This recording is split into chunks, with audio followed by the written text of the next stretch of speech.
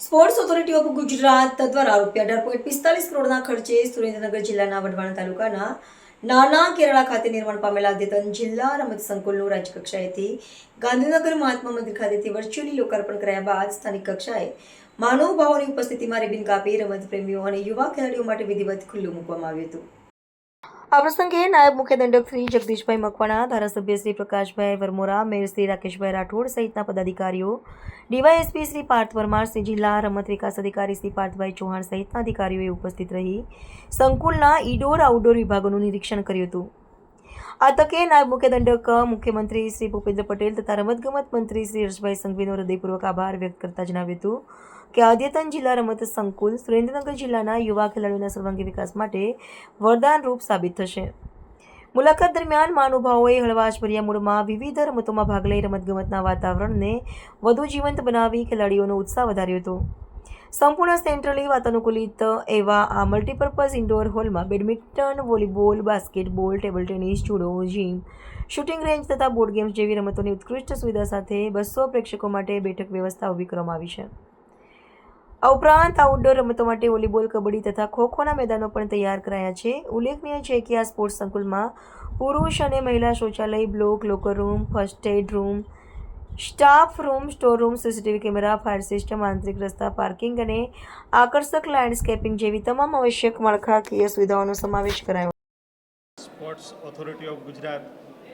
દ્વારા આજે સુરેન્દ્રનગર જિલ્લાના વઢવાણ તાલુકાના નાના કેરાળા ખાતે ડિસ્ટ્રિક્ટ સ્પોર્ટ્સ કોમ્પ્લેક્સ જેનું વર્ચ્યુઅલી લોકાર્પણ રાજ્યના નાયબ મુખ્યમંત્રી માનનીય શ્રી હર્ષભાઈ સંઘવી સાહેબે ગાંધીનગર મહાત્મા મંદિર ખાતેથી કર્યું છે, ત્યારે એના ભાગરૂપે આજે સુરેન્દ્રનગર જિલ્લાના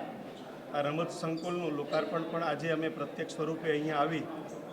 અને કર્યું છે। ત્યારે મારી સાથે ધ્રાંગધ્રા હળવદના લોકપ્રિય ધારાસભ્ય પ્રકાશભાઈ વરમોરા,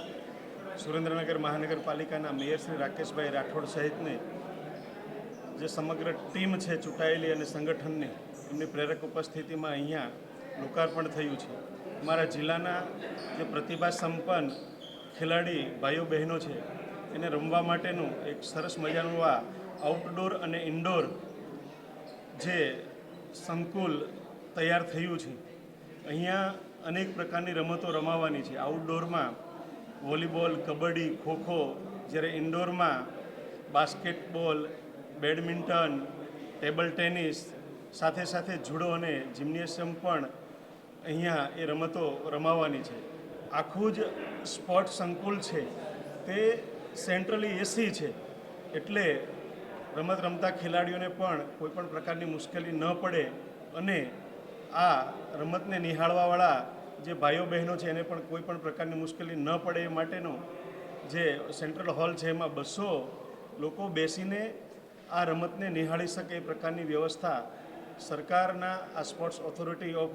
ગુજરાત એ વિભાગ દ્વારા જ્યારે કરવામાં આવ્યું છે, ત્યારે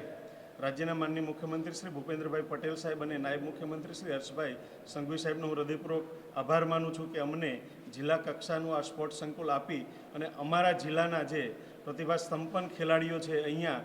રમી શકે અને પોતાની પ્રતિભા દેખાડીને રાજ્ય કક્ષાએ, નેશનલ કક્ષાએ ને ઇન્ટરનેશનલ કક્ષાએ એ રમતમાં જઈ શકે એ પ્રકારની શુભેચ્છા પણ હું પાઠવું છું। આમ તો 22 કરોડ રૂપિયા મંજૂર થયેલા, 20 કરોડની વહીવટી મળેલી અને 18 કરોડ 45 લાખના ખર્ચે આ સ્પોર્ટ્સ સંકુલ તૈયાર થયું છે।